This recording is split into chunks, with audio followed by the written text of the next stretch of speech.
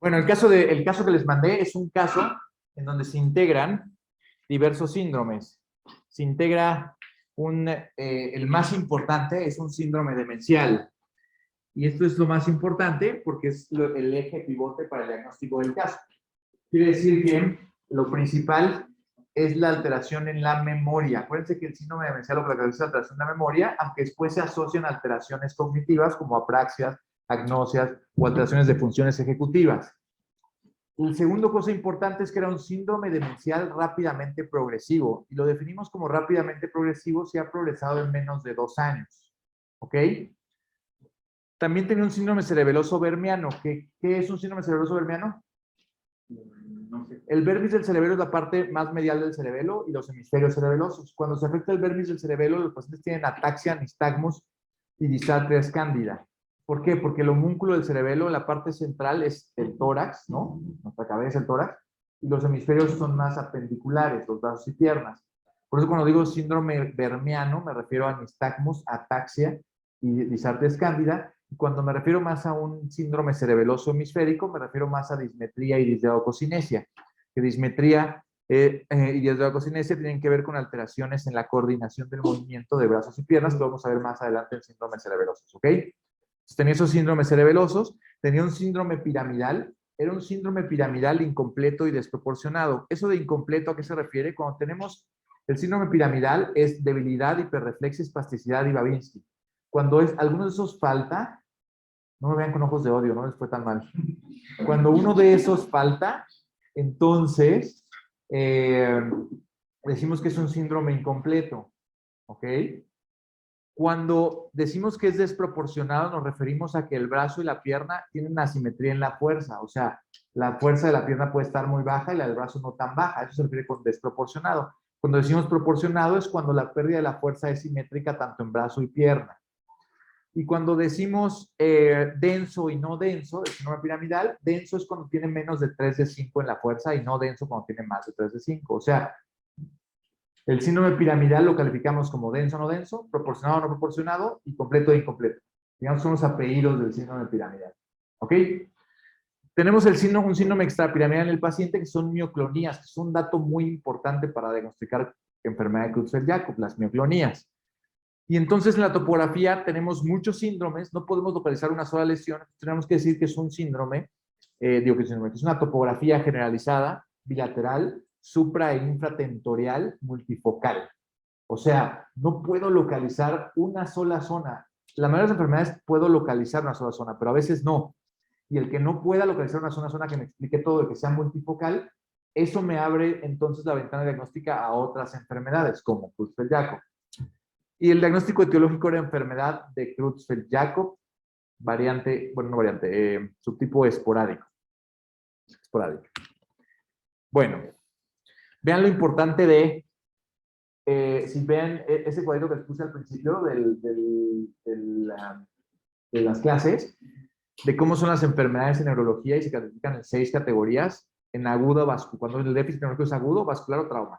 Cuando es subagudo, infeccioso o inflamatorio, y cuando es crónico, degenerativo o neoplásico. Aquí nada más por la evolución del paciente tienen que pensar o tiene un tumor o tiene una enfermedad degenerativa. Y ya después con todo el contexto, tiene una enfermedad degenerativa. ¿De acuerdo? Muy bien.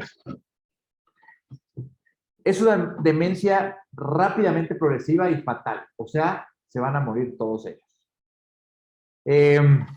Es causada por un prión, y esta es una proteína resistente a proteasas que va dañando las estructuras cerebrales y les va depositando más restos como de proteínas y esos restos de proteínas van haciendo que van dando toxicidad al cerebro, es como va lesionando el cerebro.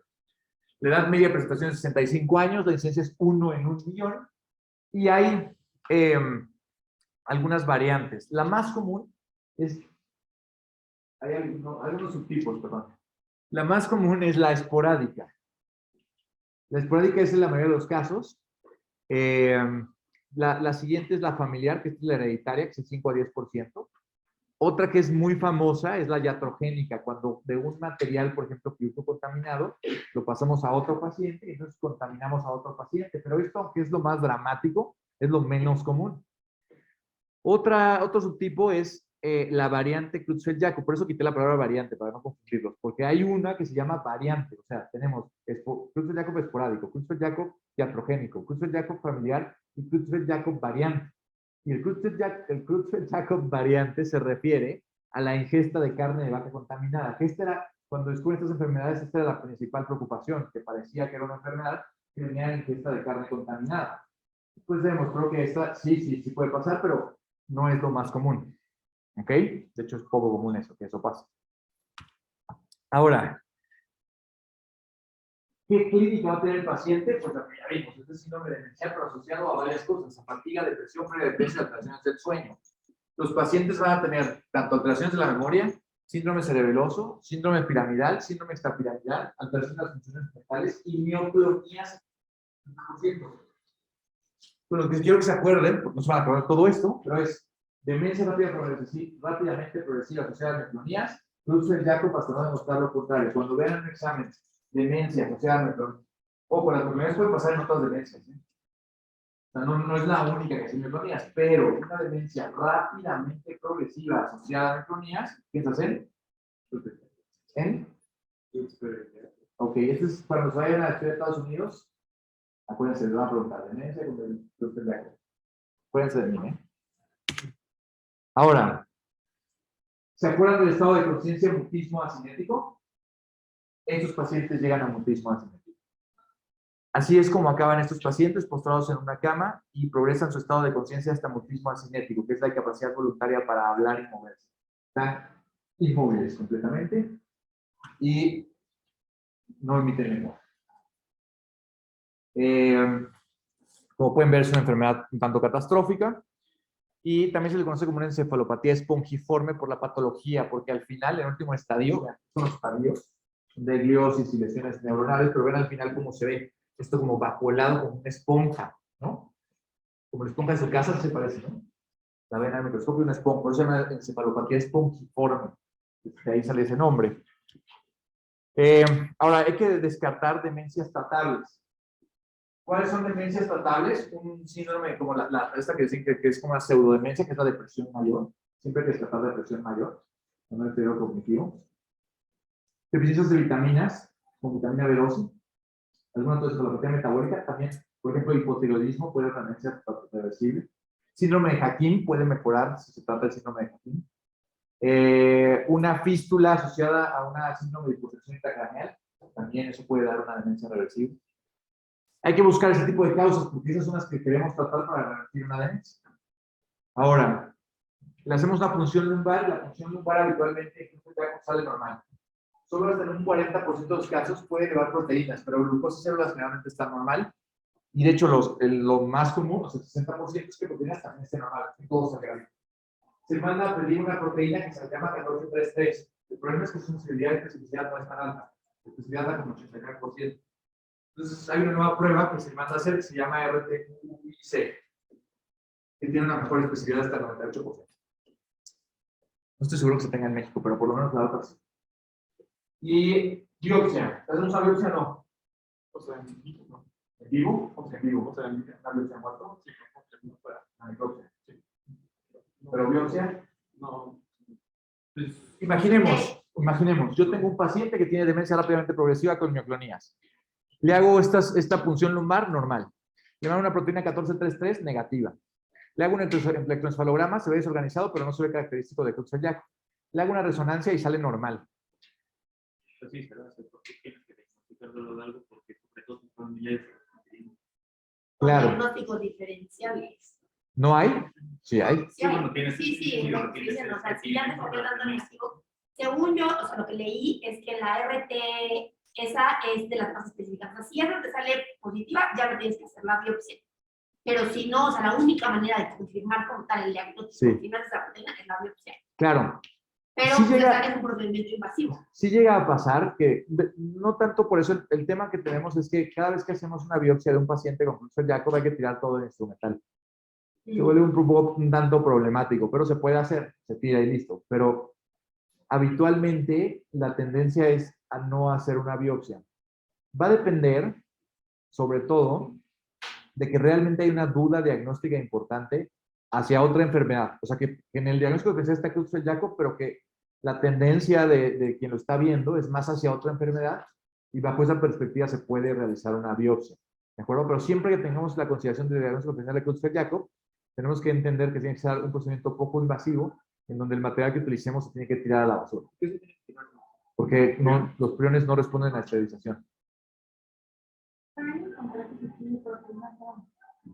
Sí, la proteína tau es controversial, pero ciertamente en los pacientes con Creutzfeldt-Jakob, cuando tienen patología, tienen depósitos de proteína tau. Entonces se ha estudiado la proteína tau líquido solo-rápido y ver si realmente funciona, pero no es el estándar. Entonces la respuesta sería no, porque habitualmente cuando ya tienen una biopsia, ya lo estudiaron, el paciente ya está en una fase avanzada y si la sospecha es muy alta, pues se prefiere ya no hacerlo porque no va a cambiar nada el pronóstico. ¿De acuerdo? Solamente que la sospecha fuera muy alta hacia otra cosa. Si es muy alta esa Creutzfeldt-Jakob, habitualmente no se hace mucho. Ahora, ¿qué se va a ver característico? Electroencefalograma. Se ven unos complejos de onda aguda periódicos. No pretendo ahorita que entiendan esto porque vamos a tener una clase de electro y es un poquito complejo, pero en general el electroencefalograma lo que está midiendo es voltaje. ¿Qué tan alto y bajo llega esto? Ese es el voltaje. Y frecuencia, ¿qué tan rápido miro estas ondas? Aquí lo que quiero ver ahorita, aquí que vean, son estas secuencias. Esta. No son puntas porque son un poco más anchas, entonces se llaman ondas agudas. 1, 2, 3, 4, 5, 1, 2, 3, 4, 5, ¿sí ven eso?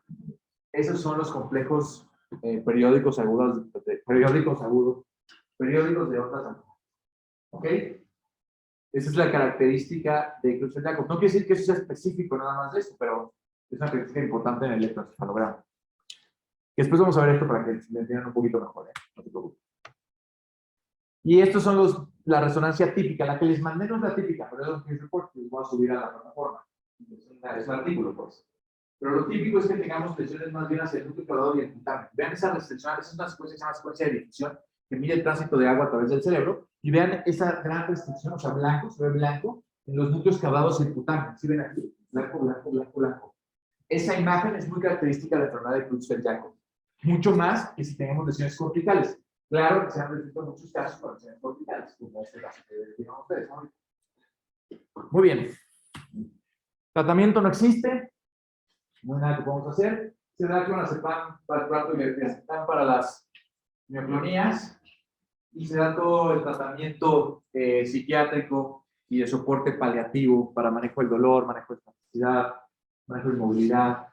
Se habla con la familia del pronóstico a corto plazo, que es malo, y de cómo va a evolucionar en su enfermedad. Y se planea ya las mejores versiones al final de la vida.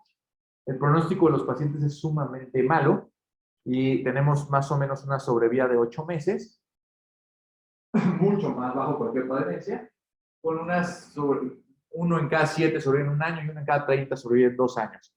Hay un mejor pronóstico en pacientes jóvenes con Creutzfeldt-Jakob y en mujeres, pero en general, aunque es mejor que los otros, sigue siendo malo. ¿Dudas? ¿Por qué? De esta bonita enfermedad. Yo pensé que era en algún momento que podría ser. Sí, es una historia diferencial, ¿ok? ¿Y por qué sabrías que no con el caso? Bueno, el parkinsonismo, antes de llegar a la enfermedad de Parkinson, un síndrome es el parkinsonismo, ¿no? El parkinsonismo se caracteriza por bradicinesia, rigidez, temblor. Pero en este caso la demencia. Sí, es lo que justo hacíamos. O sea, el paciente tendría que tener bradicinesia, temblor, rigidez tenía. No me acuerdo, pero. Sí. ¿O sí? No, la verdad sí me acuerdo. E inestabilidad postural. Sí, Perdón, estaba buscando el otro, me falta uno. Inestabilidad postural, ese es el parkinsonismo. Si dices, bueno, podía tener algunos de esos, bueno, ok, le faltaba el temblor, ¿no? No tenía temblor, ¿o sí? Sí, ¿No? sí tenía. Sí tenía, pero temblor, bueno, no estaba bien descrito, ¿verdad? Nada más decía tremor y ya. Entonces te lo doy. Pero el parkinsonismo, si piensas en parkinsonismo, entonces tendrías que pensar ese parkinsonismo asociado a qué demencias. Porque la enfermedad de Parkinson, que es diferente a parkinsonismo, Parkinsonismo solo es la parte clínica. La enfermedad de Parkinson habitualmente no debuta con deterioro cognitivo. El deterioro cognitivo de la enfermedad de Parkinson es muy tardío. Muy tardío. Entonces, bajo ese argumento, más bien tendrías que pensar en demencias asociadas a parkinsonismo, que sí hay. ¿no? Por ejemplo, demencia de cuerpos de Lewy, parálisis supranuclear progresiva. Sí, esos se acercan todavía más en el diagnóstico diferencial, porque hay, si hubiera, pensando en Parkinson, ¿no? Muy bien.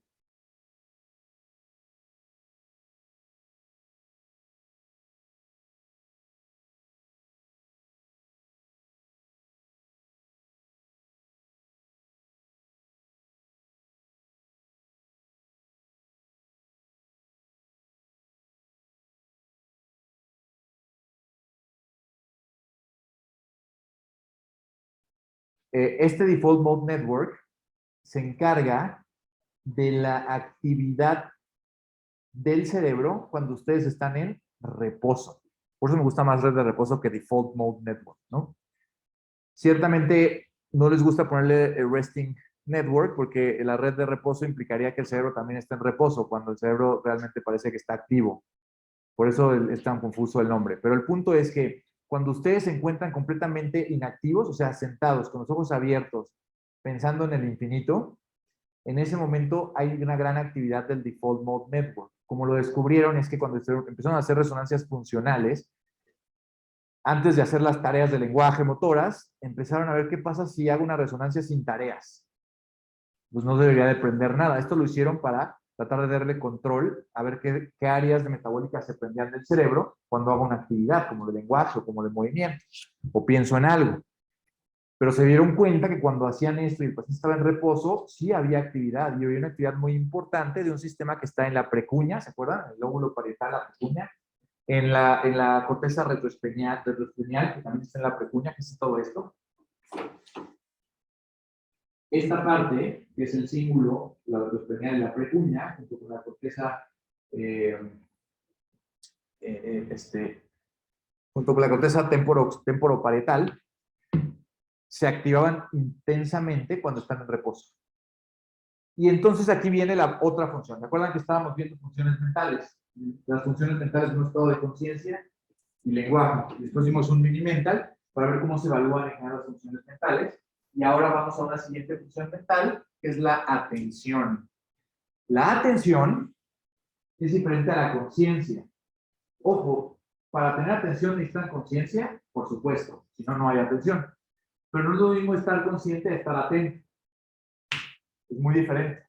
Por ejemplo, si ustedes hoy regresan a clase, clase a casa, y dicen, bueno, hoy voy a leer filosofía, y abren un libro de Kant, y se ponen a leer la crítica a la razón pura de Kant, se darán cuenta que necesitan el 100% de su atención activa para entender las primeras 5 frases. Eso se llama atención activa. Ustedes, propositivamente, están poniendo toda su atención, se desconectaron totalmente del mundo para leer esas 5 frases y entenderlas. Eso es atención activa. Y cuando la atención activa está presente, el Default Mode Network se apaga y se prenden otras áreas del sistema dorsal, del lóbulo parietal superior y de la corteza prefrontal dorsal. O sea, se prende toda la parte alta del cerebro. La atención activa. En cambio, cuando yo hago algo como ello para llamar su atención, eso se llama atención pasiva, porque depende de estímulos. Y en ese momento tuvo toda mi atención, ¿no? Como cuando caminando en la calle y llega un coche después de claxon y nos va a atropellar, en ese momento dejan de hacer todo. Dejan de ver su WhatsApp, y dediquen la atención a salvaguardar su vida y aventarse a un lado para que no se atropelle, ¿no? Es atención pasiva. Pero cuando eso pasa, se activa el parietal inferior y la parte posterior del temporal superior y la corteza prefrontal inferior. Vean cómo hay un sistema de atención dorsal y un sistema de atención ventral. Son también redes neuronales. Todavía no estamos viendo. El problema de la atención es que no hay un área exacta, sino que son redes neuronales que se prenden con las que se ha descrito las áreas de atención.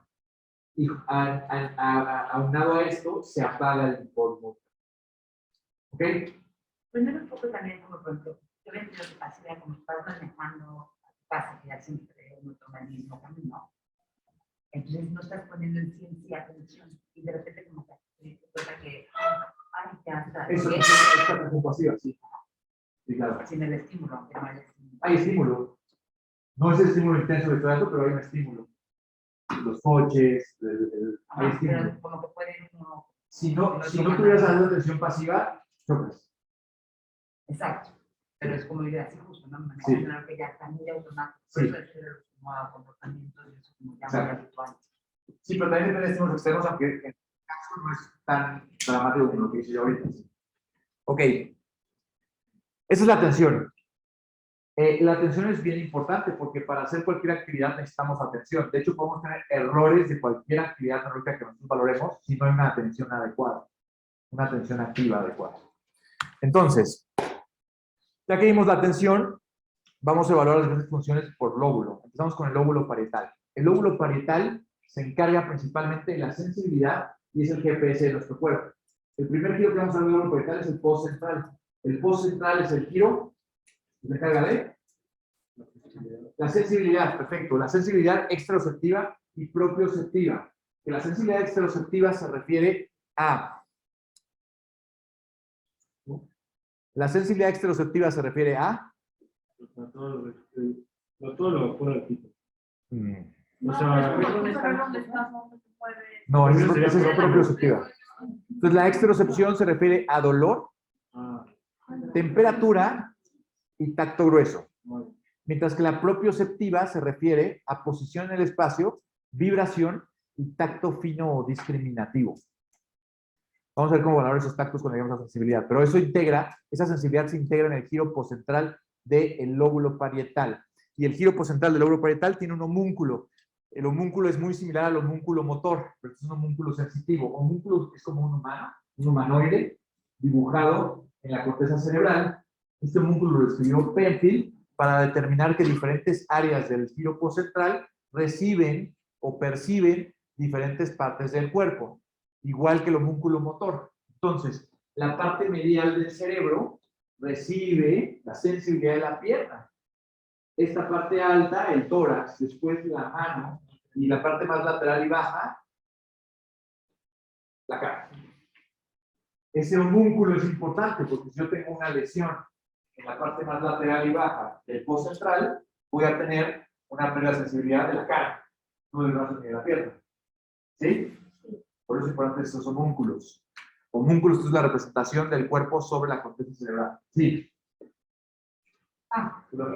Sí. ¿Cuál era lo de la positividad? Era Posesión, vibración y tacto discriminativo. Muy bien. Después, tenemos una área somestésica secundaria a nivel de la parte más inferior del giro poscentral en el opérculo parietal, o sea, es el poscentral aquí. En esta zona se integran tres cosas que si se lesiona esa zona nos va a dar en el paciente agnosia táctil, agrafiestesia y asimbolia del dolor. ¿Qué diablos es eso? Te pido que cierre los ojos y escriba una letra. ¿Qué letra es? ¿Y esta? Exacto. Él distinguió las letras de un lenguaje escrito en su mano a través de un estímulo táctil, lo llevó hacia su corteza poscentral, lo bajó muy cerca del área de Wernicke, porque ahí está de Wernicke, ¿se acuerdan? Y le dijo, me está diciendo qué letra es. Esto se llama, si no lo pudiera hacer, se llama agrafiestesia. Como lo puede hacer, se llama agrafiestesia. ¿Sí? Otra cosa es la agnosia táctil. ¿Cierra los ojos? ¿Qué es esto? una botella, ¿Qué es esto? un teléfono, ¿Qué es esto? una libreta, No. Bueno, ese fue un error. Esto es una agnosia táctil. Si no puedo reconocer lo que estoy tocando, se llama agnosia táctil. Agnosia es la incapacidad de reconocer estímulos previamente aprendidos. Puede ser táctil, puede ser visual, hay muchos tipos de agnosia. Ahora, la asimbolia del dolor es que no le puedo dar justamente simbolismo al dolor que percibo. Yo te estimulo, te doy un estímulo doloroso, o sea, algo te dolió, pero no puedes darle ese simbolismo de tú me estás atacando, me estás lastimando y te voy a dematar, ¿no? Nada más solamente sientes el dolor, pero no le doy el simbolismo de quién me está agrediendo, o sea, no entiendo qué está pasando, ¿no? No puedo dar ese simbolismo.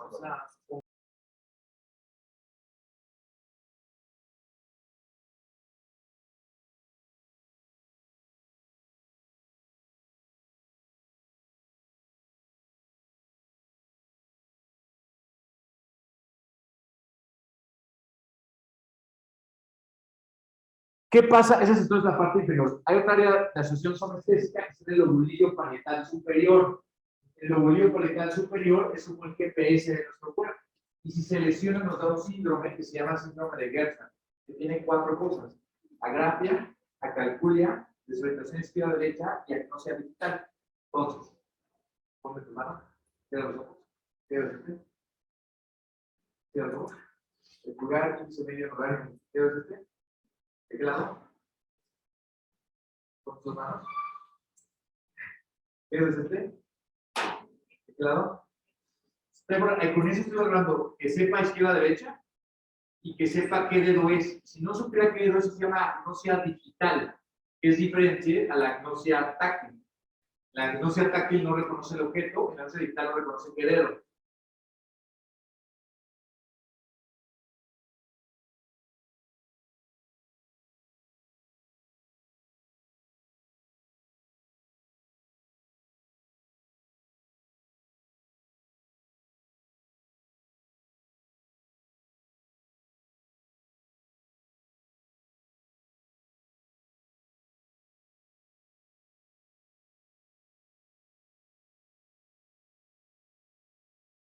Lo importante es que los pacientes que tienen una lesión del lóbulo frontal superior, entonces no pueden no tienen que hacer esa prueba que dice ella, eso no va para hacer un ejemplo neurológico, pero realmente lo que hacen es que definen cuál es el dedo, si es el índice, el medio, el anular, y si es derecho o izquierdo, ¿de acuerdo? La siguiente es que les da acalculia, el cálculo, el restar 100 menos 7 menos 7 menos 7, eso lo impide el lóbulo frontal superior, si se lesiona les da calculia, y finalmente les da agrafia, que es la incapacidad de escribir.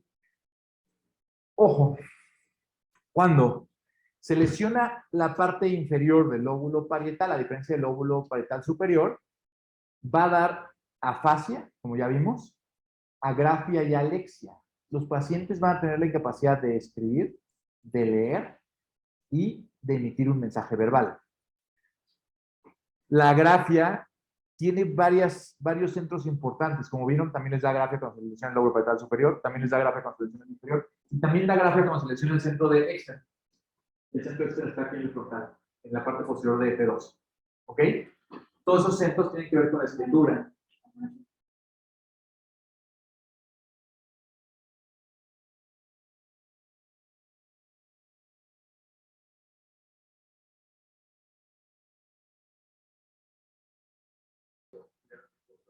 Después del área parietal, de ahí el parietal se encarga de la sensibilidad, la interpretación de esa sensibilidad, ¿no? ¿Qué es lo que toco?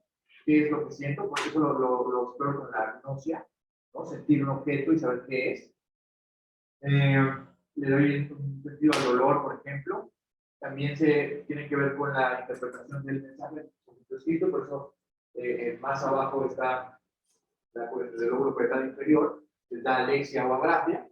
Entonces, todo el parietal tiene funciones de lenguaje, funciones de sensibilidad y interpretación de sensibilidad. ¿Vamos bien? No, alexia es no capacidad de leer. Cuando se lesiona el área de Wernicke, les da afasia, alexia y agrafia. No solamente afasia. ¿Ok?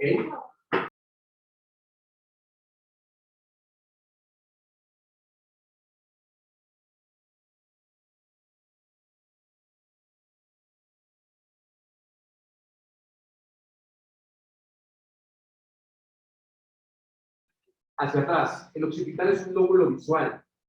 La corteza importante del occipital es la corteza medial. En la corteza medial está la cisura calcarina. Que la cisura calcarina se encarga de la interpretación de las imágenes. Lo que llega de sus retinas con un estímulo bioquímico en las neuronas de la retina pasa directamente hasta el nervio óptico.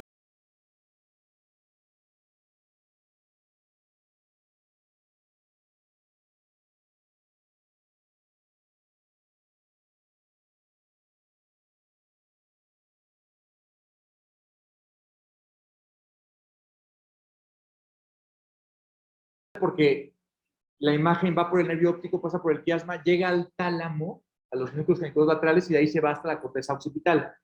Todo lo sensorial llega al tálamo excepto el olfato. Todo. Su sensibilidad llega al tálamo. Su visión llega al tálamo. La audición primero llega al tálamo. Todo llega al tálamo primero, y entonces el tálamo funciona como el centro regulador que proyecta después hacia la corteza. Pero ahí está la neurona de primer orden.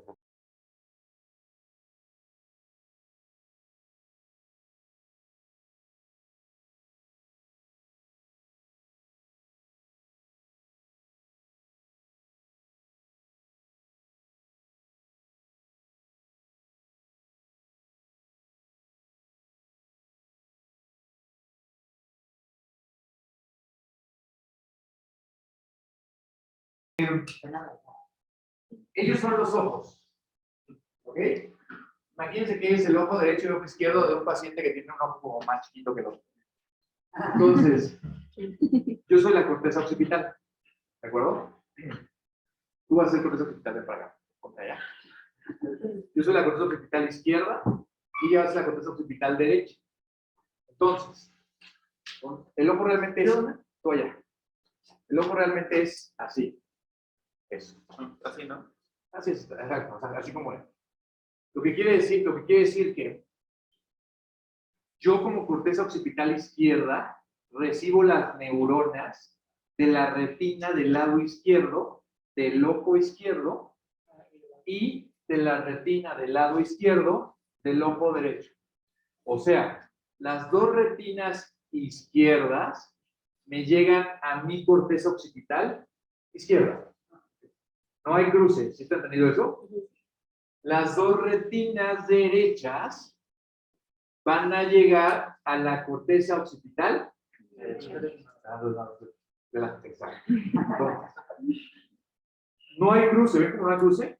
Porque luego en los libros dicen que se cruza la vía, pero esto es lo que se cruza. Quiere decir que las únicas fibras que se cruzan en mi quiasma óptico, si estuviera el quiasma óptico, son estas dos, las mediales. Las fibras mediales, tanto de este ojo como de este ojo, se van a cruzar. Estas van a venir hacia mí porque son las izquierdas, y estas van a venir hacia ella porque son las derechas. ¿Están de acuerdo? Sí.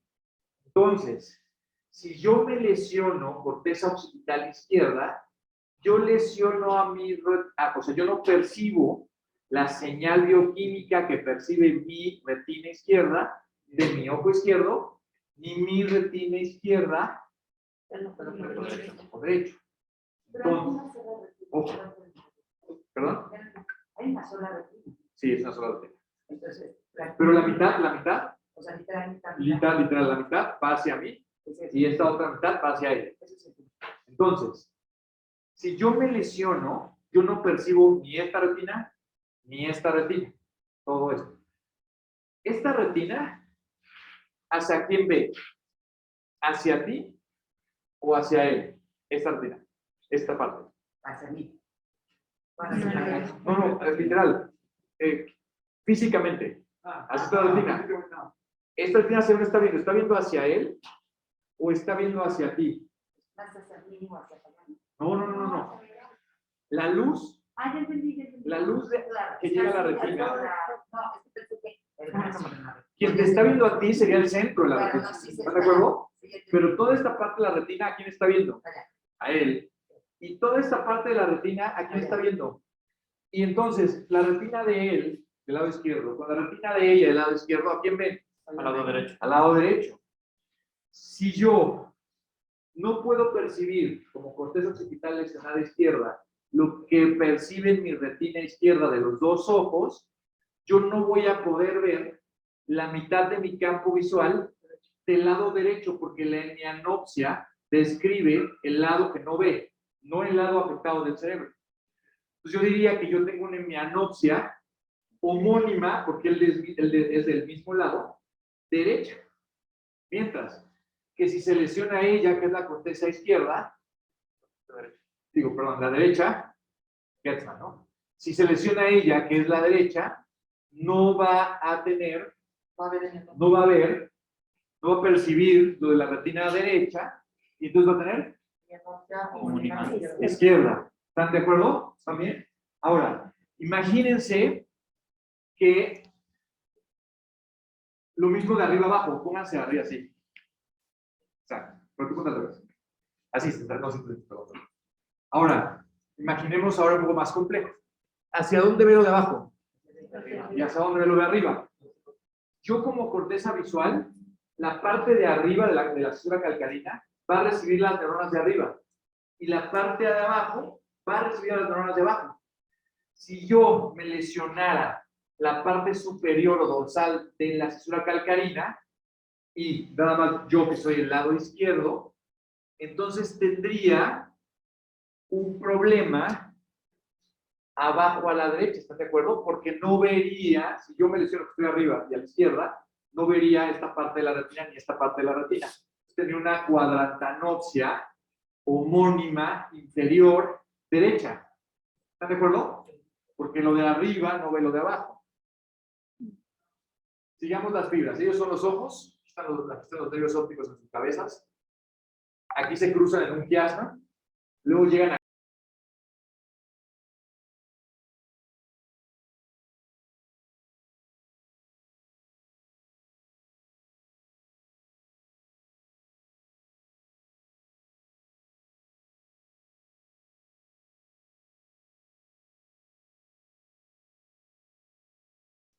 por ese mismo tálamo, pero tálamo de un lado y tálamo del otro. Y ese núcleo geniculado después llega hacia mí.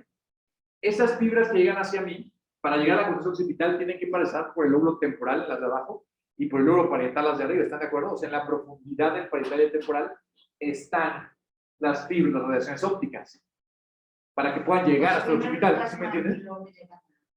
Y llegan hasta el occipital, pero para que lleguen al occipital tienen que pasar por el temporal y el parietal, porque son unas fibras que se extienden en la longitud de todo el encéfalo.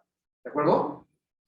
¿Qué pasaría si yo tengo un tumor temporal izquierdo que comprime las fibras visuales y el temporal está abajo? ¿Están de acuerdo? Tengo lesionadas las fibras de abajo a la izquierda. ¿Dónde tengo el déficit? De abajo a la izquierda, yo. Abajo a la izquierda, entonces no verías No ves arriba a arriba. la derecha. Exacto, no vería arriba a la derecha, porque lo que está afectado es la retina de abajo a la izquierda del ojo izquierdo y la retina de abajo a la izquierda del ojo derecho. ¿Sí me entendieron? Vamos a ver si sí entendieron.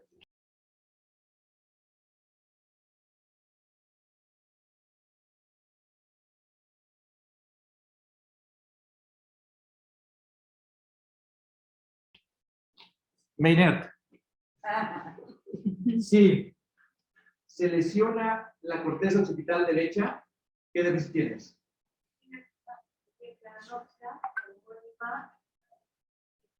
Exacto, porque tus retinas que no ven son las derechas, no ven hacia la izquierda. Ahora, si se lesiona las radiaciones ópticas en el temporal derecho, ¿qué no ves? Bueno, el temporal es abajo, para atrás arriba, ¿no?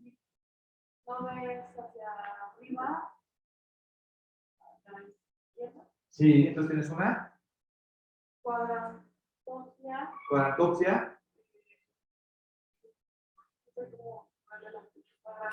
homónima. homónima, ¿De qué lado? izquierda. Izquierda.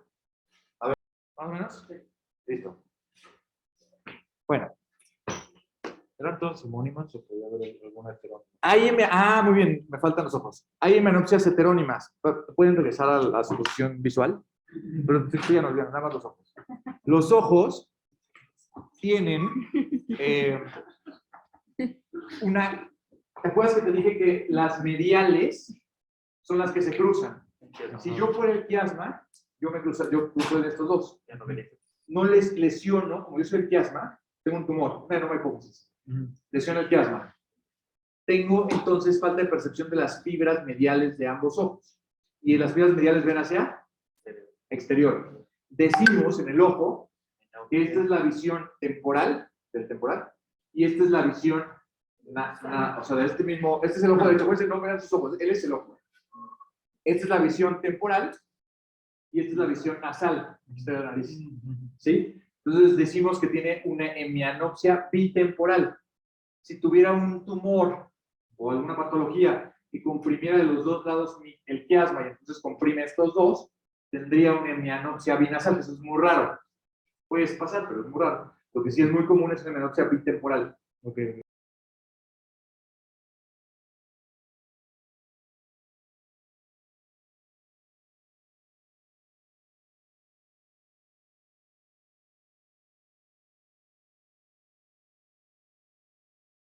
Una lesión del quiasma. Okay.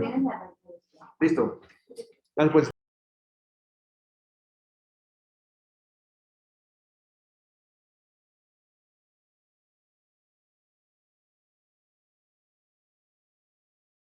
¿Sí? Este es un cuadro que se usa en un test de Boston de afasias. Le piden al paciente que nos diga, ¿qué ves? ¿Qué te parece incorrecto de todo este cuadro? En general, en el todo del cuadro, ¿qué te parece incorrecto? Sí lo están viendo todos ahí en su computadora. Es el de la cocina. Dime, Que dime. se pero está dime. cayendo el agua del lavabo, ¿no? Bueno, el jabón. ¿Y eso te parece bien? No, me parece mal. ¿Por qué? Pues porque no. El niño también se está cayendo. O sea, el papá le da igual que los hijos están hablando. Eso es lo que quiero que contestes. Al papá le da igual que se está tirando el agua a pesar de que él está lavando, eso está mal. Okay. Lo siguiente que pasa aquí, que está mal, de esta acción, ¿qué está mal? La niña está riendo. La niña se está riendo cuando su hermano se está cayendo para agarrar una galleta, muy bien. ¿Y de esta de acá? No se ve bien. No se ve por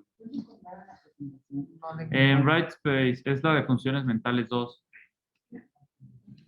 Ok. Pero se tarda en bajar. Está podando las flores. Pero, ¿Está hablando por teléfono? ¿y qué le dirías? Que no. Sí, no puedes las flores, o sea, porque está distraída cuando las flores. Bueno, ese test es para evaluar que el paciente pueda percibir un todo de una imagen. Ustedes pueden percibir un todo de una imagen, pero un paciente con una lesión en la corteza de asociación visual no podría. Entonces, la visión se integra en dos áreas, en la corteza parieto-occipital y en la corteza temporo-occipital. La parieto-occipital lo que sirve es para distinguir el dónde de las imágenes, porque la parietal es GPS, y la temporal distingue el qué de las imágenes, qué diablos estoy viendo. Entonces, en el dónde, si yo me lesiono el parieto-occipital, tengo un síndrome que se llama síndrome de Balint. Y el síndrome de Balint, el primer dato, es que no pueden distinguir el todo, por eso es el test. Para valorar si el paciente tiene simultagnosia. O sea, no puede distinguir el todo de una imagen. Eso no solamente le pasa en esa imagen. En general, solo puede distinguir los objetos, pero no le puede dar contexto porque no tiene lesiones de asociación visual. Lo siguiente que le pasa al síndrome de Balint se da ataxia óptica. ¿Pueden ver? Con su dedo índice toca tu nariz. Toca mi dedo. Toca mi nariz. Mi dedo. Pero rápido. Rápido. Sí, rápido. Ahora, tápate el ojo izquierdo con tu mano izquierda. Ahora otra vez, rápido. Vieron que falló. Pero es normal fallar. Porque cuando cerramos el ojo, perdemos la profundidad. Cuando alguien dice ataxia óptica, lo que nos referimos es que el paciente no tiene percepción de profundidad y parece que hace movimientos no coordinados, pero por no percibir profundidad, no porque realmente tiene una ataxia asociada a una lesión cerebelosa. Eso se llama ataxia óptica y también se ve por lesiones parieto-occidentales, el síndrome de Balint. Y el último dato del síndrome de Balint es la apraxia ocular, que la apraxia ocular es la incapacidad voluntaria de mover los ojos hacia el lado derecho o hacia el lado izquierdo. ¿Qué le pasa al paciente? Sí puede mover los ojos hacia el lado derecho o el lado izquierdo, pero si voluntariamente yo le pido que mueva los ojos hacia el lado derecho o izquierdo, no lo hace, como que no pudiera hacerlo. Apraxia ocular.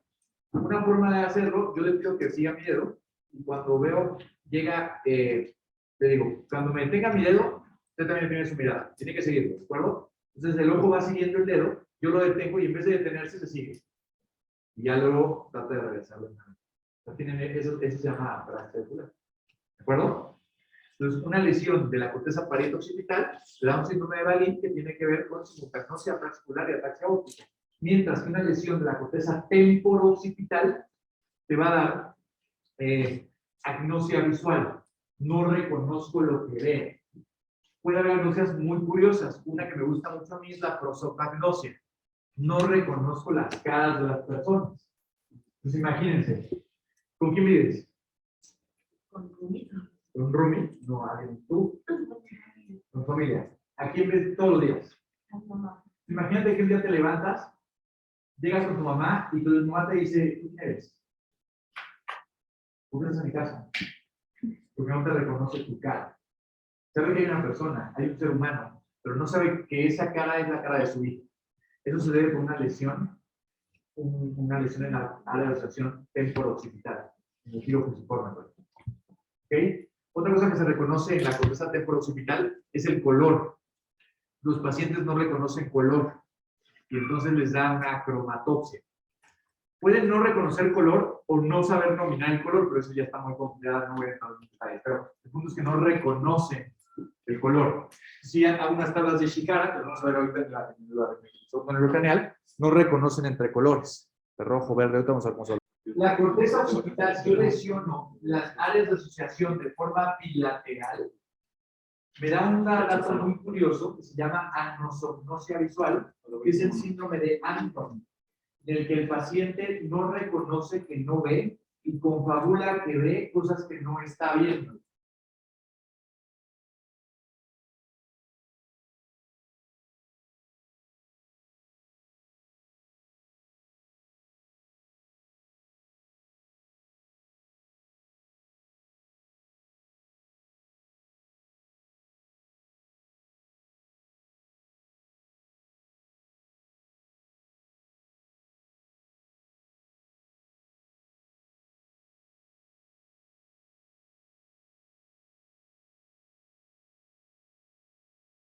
Pero no está recibiendo, no puede reconocer lo que ve, ni dónde ve, ni qué ve. Y entonces el paciente hace un síndrome que se llama síndrome de Anton. Que Anton también fue alumno de Beñat. Hace un síndrome, este síndrome es el paciente dice que ve y no reconoce que no ve y confabula cosas que ve que realmente no ve. Pues es decir, no sabe lo que ve. Sí, o sea, O sea, no ve y dice que está viendo lo que no está viendo. Exacto, es el lóbulo occipital. Vamos entonces, ya vimos parietal, occipital y hacia adelante está el temporal. Su majestad el lóbulo temporal es un lóbulo muy importante, porque como ya vimos, una de sus principales funciones es el lenguaje, porque es la de Wernicke en la parte posterior. Otra muy importante es la área auditiva primaria. En la circunvolución transversa de Hesse recibimos la audición primaria y de ahí se conecta a la de Wernicke para interpretar lo que escuchamos. Eso ya lo vimos. Ahora ya vimos también que en la parte inferior del temporal se recibe información de reconocimiento visual. Reconocemos lo que vemos. También vimos que otra área del lenguaje que se tiene en el temporal es en la punta del temporal. En el polo temporal hay áreas de semántica. Por eso la fase progresiva primaria, variante semántica, se asocia a una lesión del polo temporal. ¿Qué otras funciones tienen? En la cara medial del lóbulo temporal, en la parte medial, está la corteza olfatoria primaria y la de asociación olfatoria. El olfato es el único sentido que llega al cerebro sin relevo. Y ojo, a donde llega, o sea, a donde llega, también es la formación hipocampo. O sea, esa zona, al ladito, a la profundidad, está el hipocampo, que es de las principales estructuras de la memoria. También arriba está la amígdala, que tiene que ver mucho también con el sistema límbico y emociones, con la agresividad, por ejemplo, con la respuesta a estímulos. Todo eso está íntimamente conectado. Por eso el olfato se asocia tanto a la memoria, porque las áreas están muy cercanas y el olfato no tiene relevo, no tiene un tálamo que lo regule.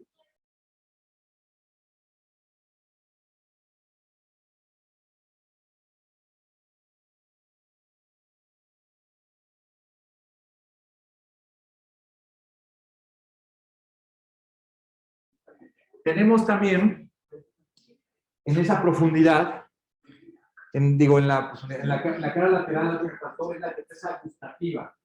El gusto se integra en el opérculo parieto-temporal, o sea, muy cerca del área de Wernicke, en esa zona también. Y también se integra en la ínsula. De hecho, lesiones laterales de la ínsula han demostrado que los pacientes tienen ageusia. También el gusto tiene que ver mucho con el olfato. Por eso cuando se lesiona también la corteza olfatoria, también disminuye el gusto. De tal forma que la corteza gustatoria es una red más compleja, en donde áreas tanto de la ínsula como del área de Wernicke, como el área temporal medial, la integran en su totalidad. Pero donde hemos visto ageusia total es cuando se lesiona la ínsula bilateral. ¿De acuerdo? Ahora, el área vestibular, o el área de la orientación del cuerpo en el espacio, tiene que ver con la corteza parietal, que es el GPS, y la parte inferior. En el opérculo parieto-temporal, ahí también se integra parte de las áreas vestibulares. Son una red más difusa. Como pueden ver, hay redes mucho más difusas y hay redes mucho más precisas, ¿verdad? Y finalmente llegamos al sistema límbico. El sistema límbico es ese sistema que ven justo delante de adelante, justo 3. Van a ver un sistema muy complejo que se ve con ese que tienes allá verde. Ese sistema límbico se encarga, una de las funciones que tiene el sistema límbico muy importante es la memoria y otras las emociones. Es lo principal del sistema límbico. Es una red de varias estructuras. Dentro de ese sistema límbico se ha descrito el circuito de Papez, que esto que se ve amarillo es el circuito de Papez. Es un circuito cerrado que inicia en el hipocampo y el fornix. Aquí está la corteza parahipocampal. La profundidad está hipocampo y fornix. El fornix le da la vuelta al tálamo y llega hasta el cuerpo mamilar en el piso del tercer ventrículo. De ahí se conecta por el tracto de mamilo talámico de Vic-Asir hacia el tálamo anterior y de ahí le da la vuelta a todo el cerebro a través de la corteza del cíngulo hasta volver a regresar al hipocampo. Así es como se cierra el circuito de Papez. Eso todo el tiempo está aprendiendo y encendiendo cuando estamos integrando recuerdos y emociones. De tal forma que el sistema límbico es mucho más complejo. Por ejemplo, el cíngulo, que es parte de la estructura del sistema límbico, en la parte anterior del cíngulo podemos ver algunas áreas de felicidad, de tristeza y de miedo. También en la corteza posterior. Por eso en el cíngulo son los nuevos targets de tratamiento de estimulación cerebral profunda en pacientes con depresión mayor, porque son áreas de activación de esas 3 emociones. ¿De acuerdo? Pero no es lo único, son varias estructuras. Muy bien.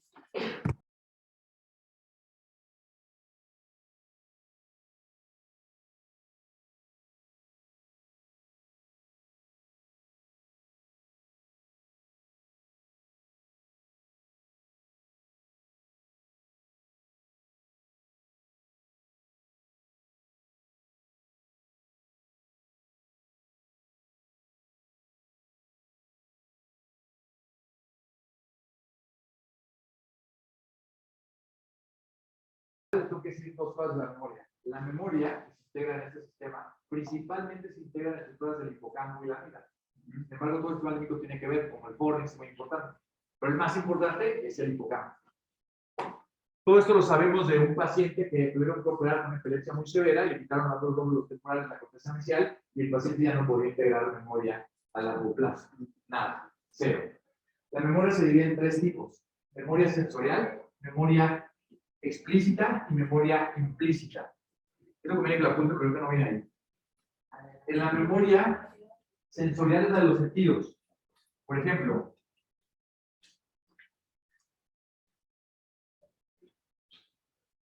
olfato, la vista.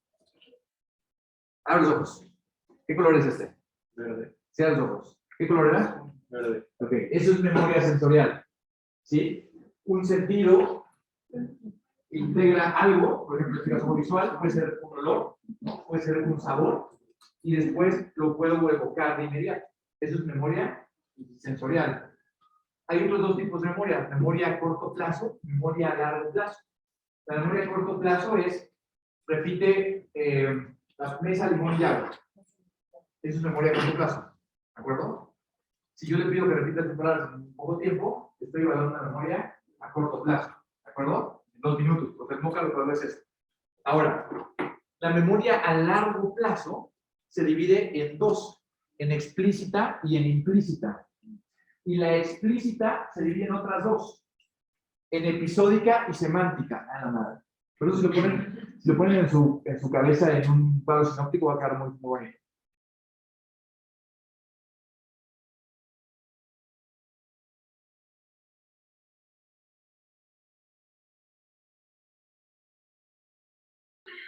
Entonces, la explícita se divide en episódica y semántica. La episódica es, ¿cómo es este? ¿En dónde? ¿Cómo se llama tu mamá? ¿En qué hospital asiste? ¿En qué primaria estudiaste? ¿Cómo se llama tu primer novio? Eso es memoria episódica. Es la memoria biográfica de un paciente. ¿Quién gobernó este país en 1904? Muy bien, Porfirio Díaz. ¿Quién fue el presidente del sexenio pasado? ¿Cómo? Capital de Turquía. Muy bien. Eso es memoria semántica. Entonces tenemos dos tipos de memoria explícita. La semántica y la episódica. La semántica son compactos de la vida. No sé, financiero. Y la episódica es memoria biográfica. Mientras que la implícita, hay otro tipo de memoria, que es la explícita, es la memoria de trabajo. Lo que saben hacer, pero conscientemente no saben que lo saben hacer. Por ejemplo, llegar aquí en un coche. Todo eso es memoria de trabajo. No están tratando de evocar cómo se abre el coche, cómo se prende, cómo se pone primera, segunda. Pero les apuesto que la primera vez que manejaron un coche, sobre todo estándar, tenían que hacer un poco de memoria a corto plazo, porque la primera, la segunda, tenía que poner clutch, así. Pero ya que lo integramos, eso se llama memoria de trabajo, es una memoria implícita. Entonces tenemos, cuando se evalúa la memoria, se evalúa la parte implícita, la parte explícita y la sensorial. ¿Correcto? Ahora, es la memoria. Lóbulo frontal. El lóbulo frontal es lo que nos queda, ¿no?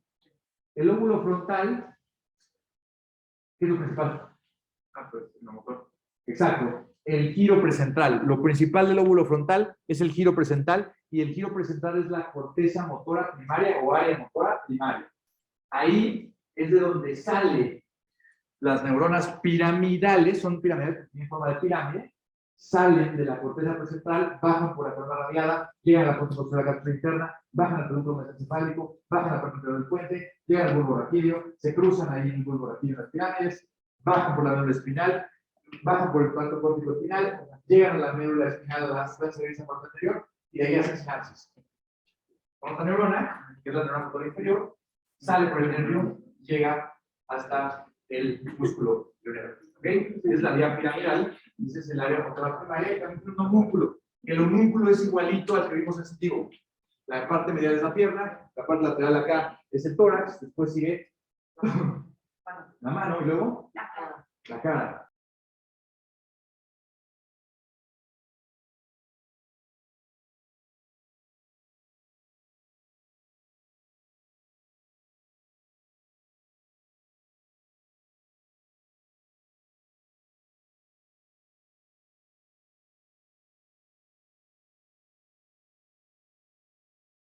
Muy bien. Es la motora primaria. La motora, también hay área motora suplementaria y área premotora. El área motora suplementaria se encarga de la planeación del movimiento.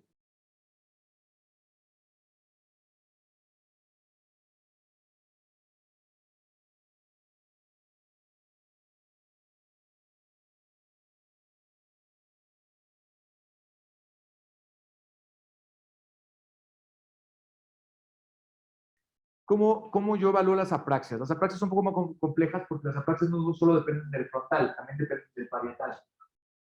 Hay tres tipos de apraxias.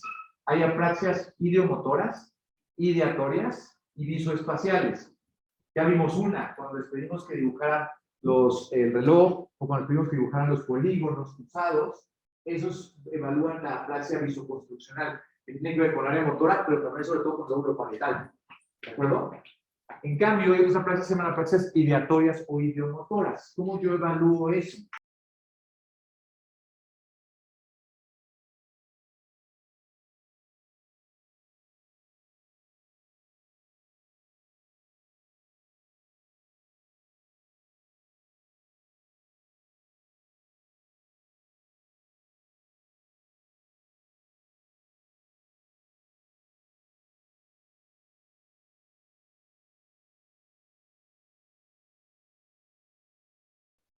Amarre las ruedas.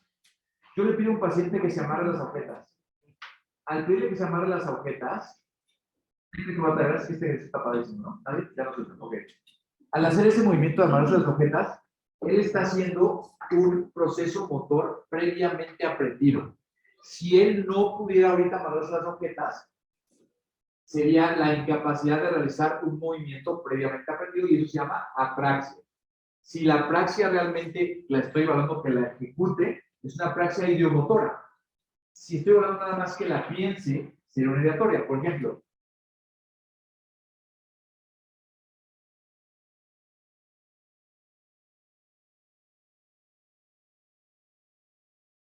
pedimos que nos diga cómo se prepara una taza de café. Que nos diga, vacío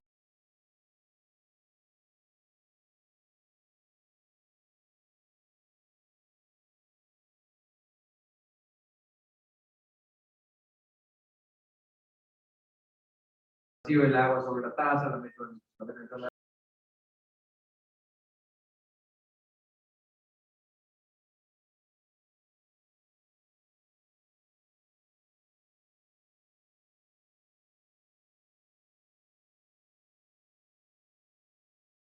microondas, la microondas, le pongo una cucharada de café, lo revuelvo y le pongo leche. Ese orden de planeación, eso sería para ver una práctica ideatoria, ¿de acuerdo? Entonces, eso es la forma de colocar esa práctica. Cuando se selecciona la motora suplementaria, después puede llegar a tener prácticas ideatorias o ideomotoras, ¿no? O sea, hacer como hacer un movimiento previamente aprendido. Y les puede dar también, cuando se selecciona esta área, les da lo que llamamos que es mutismo y asinesia. Los pacientes de una lesión de motora suplementaria de agudo parece que están con un síndrome piramidal. Muy cerca de esa área también se integra el área de continencia urinaria, en la parte medial motora suplementaria, que está en la corteza medial frontal por delante del giro presental, que es el área motora suplementaria. Y después, un área más para que salgan de tu casa está el área premotora. El área premotora es un área que depende de estímulos sensoriales. Entonces, y aquí cuando se lesiona esta área es cuando más apraxia motora les da.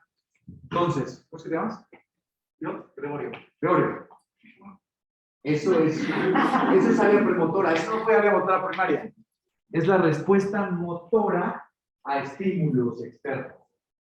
Área premotora. Vean que es un área diferente a la motora primaria. Es un área que en ese momento dijo, me va a llegar un objeto y le mandó inmediatamente la señal para que me diera la mano y agarras el objeto. Medio torpe. Y hiciste muy bien, ¿de acuerdo? Tenemos, ya vimos la parte motora del lóbulo frontal, la área motora primaria, la premotora y la motora suplementaria, esa parte más posterior del lóbulo frontal. ¿Y para qué sirve todo lo demás que nos hace Homo sapiens sapiens y que nos hace un poquito diferentes de nuestros hermanos primates? Bueno, es esa corteza prefrontal, medial, lateral y órbito frontal lo que nos marca un poco la diferencia. El problema de la corteza prefrontal es que son muchísimas redes neuronales. Entonces es un poco más complejo saber cómo aquí está la conducta, aquí está las funciones ejecutivas, la planeación, la secuenciación, aquí está el juicio, aquí está la fracción. No es así. No es tan fácil, no está tan localizado. Son varias redes neuronales que están en toda la corteza prefrontal. Por eso es un poco más, no tenemos las áreas como las hemos visto visuales, ¿no? La de olfatoria, como tan específicas. Aquí la corteza prefrontal es una red neuronal muy amplia que incluye todas estas funciones mentales superiores. Sin embargo, cuando se lesiona más la corteza medial o la corteza lateral o la corteza orbitofrontal, lo que son tres, ¿no? La lateral, la medial y la orbitofrontal. Cuando se lesiona más de unas de esas prefrontales, es que dan síndromes un poco más específicos. Entonces, así es como quiero que lo abordemos.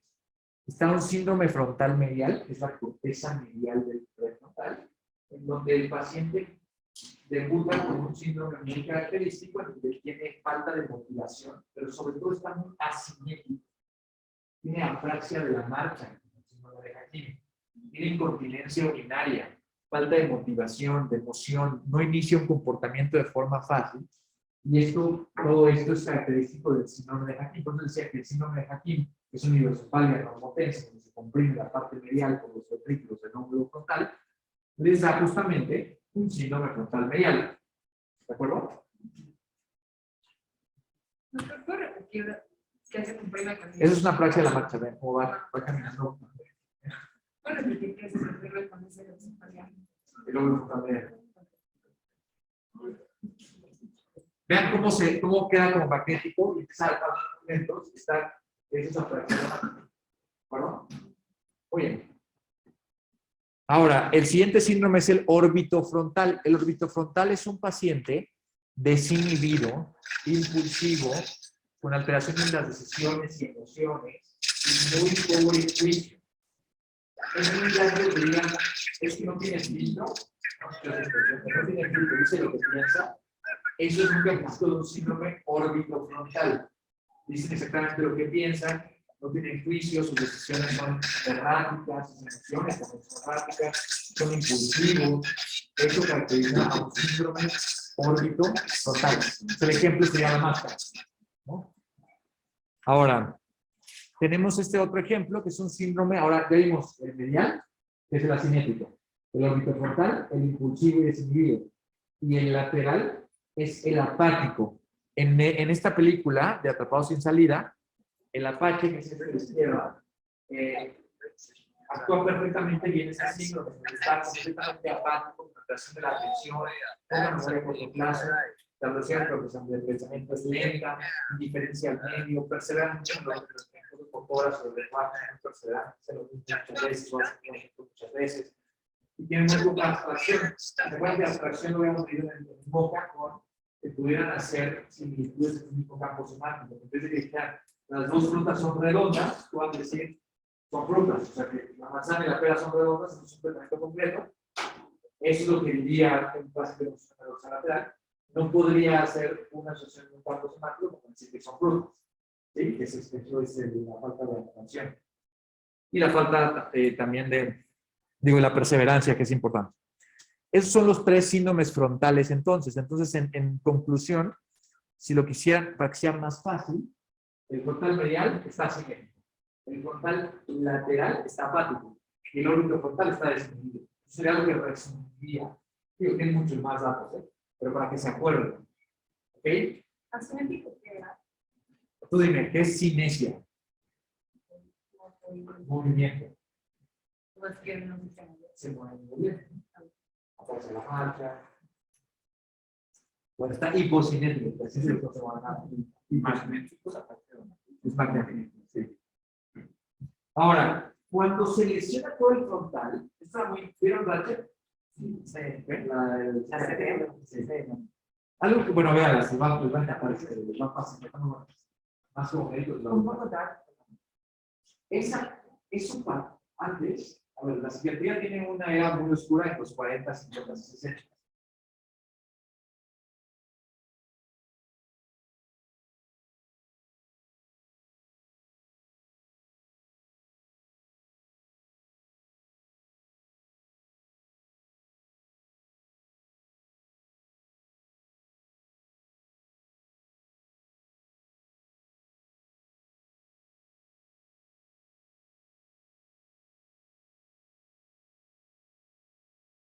En donde lo que hacían es, cuando tenían pacientes con enfermedades psiquiátricas y estaban muy orbitofrontales, o sea, muy impulsivos, muy desinhibidos, agresivos, hacían unas corticotomías, son unos cortes en el lóbulo frontal que entraban por la órbita. Esta parte de la órbita es muy frágil, muy frágil, es muy delgadito.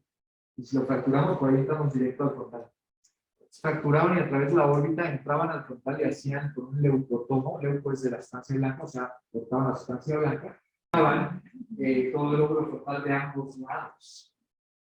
Lastimaban la corteza prefrontal bilateral. Cuando ustedes lastiman la corteza frontal bilateral, lo que predomina no es lo impulsivo, lo orbitofrontal. Como lo que más lastima el orbitofrontal, lo que predomina es que están apáticos, asimétricos y agúlicos. O sea, cuando yo tengo un síndrome frontal, de toda la corteza frontal lesionada, el paciente está completamente apático, asimétrico y agúlico, sentado en la silla. ¿Qué pasa con los pacientes psiquiátricos? De ser impulsivos, agresivos, golpear gente, acababan en una silla, sentados, sin moverse, sin comer, sin hacer nada.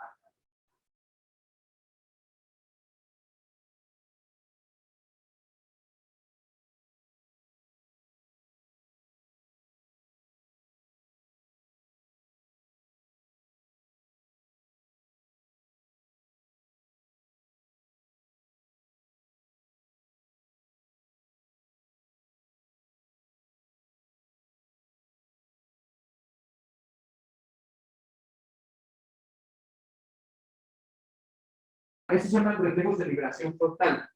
Presión, chupeteo, palometroneano y lateral. Estos reflejos nacemos con ellos. O sea, los bebés, si ustedes le tocan a un bebé de la mano, así le hacen así su manita, hace tensión. Si le tocan su cabecita así, es un reflejo labial.